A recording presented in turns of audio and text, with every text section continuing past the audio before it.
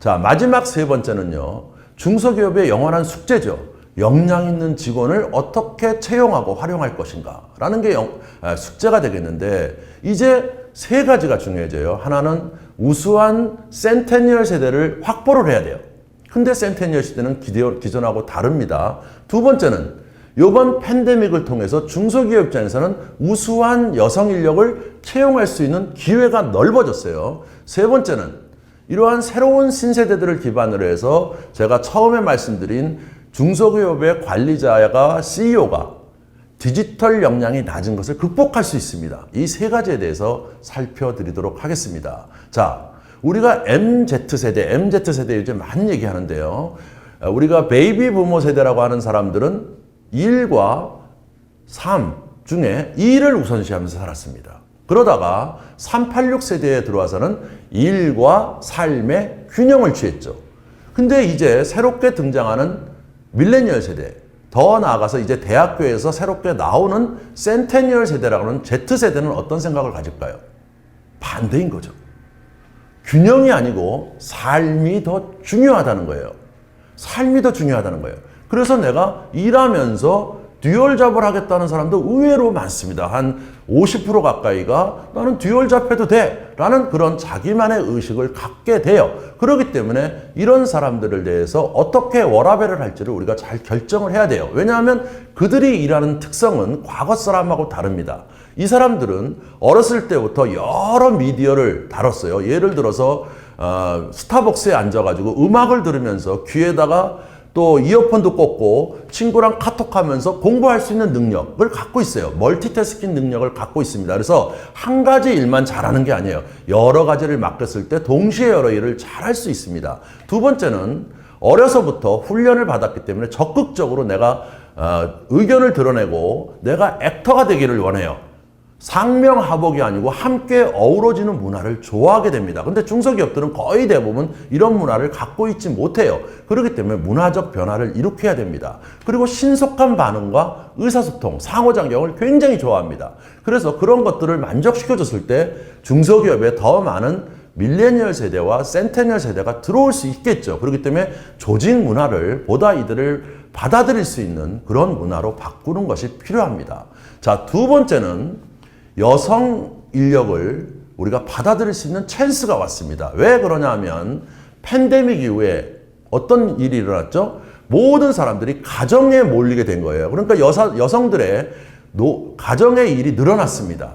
두 번째는 뭐냐면 아이들이 학교를 못 가잖아요. 그러니까 집에서 학교 홈스쿨링이 많이 일어났어요. 그러니까 엄마들이 붙어 앉아가지고 걔네들을 돌봐야 되는 시간이 늘어났어요.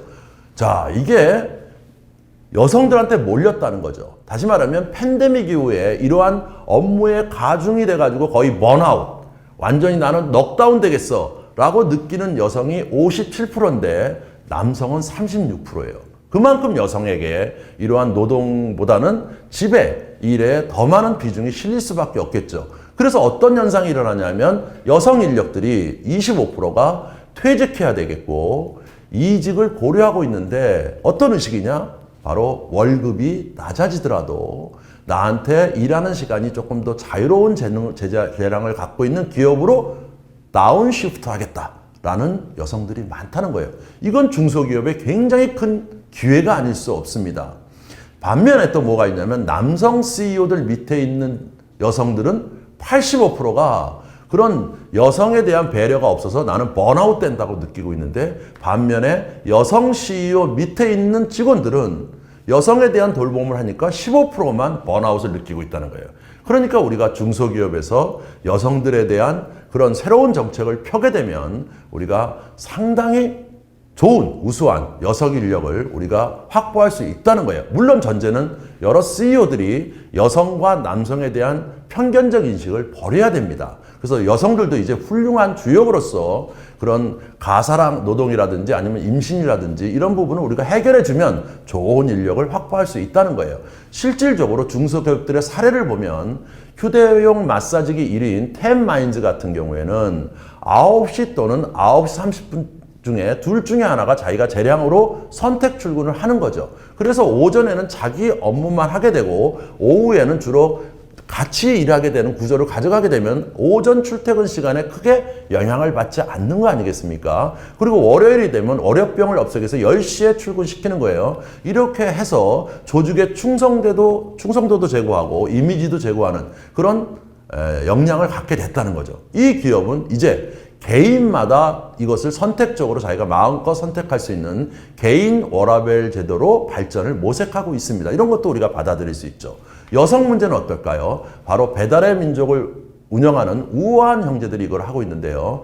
출산을 앞둔 여성 직원들을 2시간 전도 단축 근무를 할 수 있게 해주고요. 또 가족 생일, 결혼기념일 이거 굉장히 중요하잖아요. 이런 날은 자기가 오후 4시쯤에 지금 만나러 갑니다. 지망갑이라는 이런 운동을 벌여가지고 사람들의 행복을 느끼게 해주는 이런 제도도 하고 있는 거죠. 결국 워라밸이라는 건 뭘까요?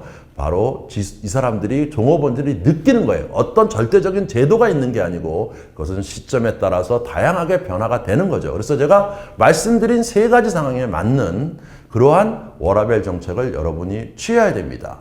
마지막으로 새로운 인재들, 바로 MZ세대를 이용해서 회사의 관리자들의 디지털 역량을 강화하세요. 실질적으로 지휘사는 이러한 신세대의 디지털 역량을 기존 세대에게 가르치는 리버스 멘토링 제도를 한 거죠. 다시 말하면 직원들에게 정보를 획득하는 방법이라든지 소셜미디어를 활용하는 법, 그 다음에 개인정보를 보호하는 법, 그 다음에 앱 활용법, 그 다음에 디지털 새로 나온 비즈니스를 이해하는 거, 이런 것들을 신세대들은 잘 이해하고 있거든요. 거기서부터 배우는 거죠. 그렇게 해서 서로 소통도 많이 하고 서로 교류도 많이 하게 되면 중소기업 입장에서는 상당히 활기찬 새로운 조직 문화로 발전할 수 있는 기반이 된다고 우리가 볼 수가 있습니다. 자, 그러면 결론.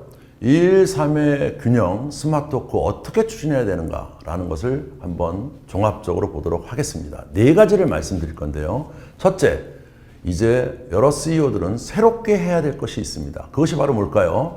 팬데믹 이후에 업무 방식을 뉴노멀에 맞춰서 변화해야 된다는 거예요. 그렇지 않으면 누군가에 의해서 여러분 회사가 지배받을 수 있다는 거죠. 자, 2번째는 뭐냐면 꼭 해야만 되는 것이 있습니다. 바로 리더들의 솔선수범과 의식전환이에요.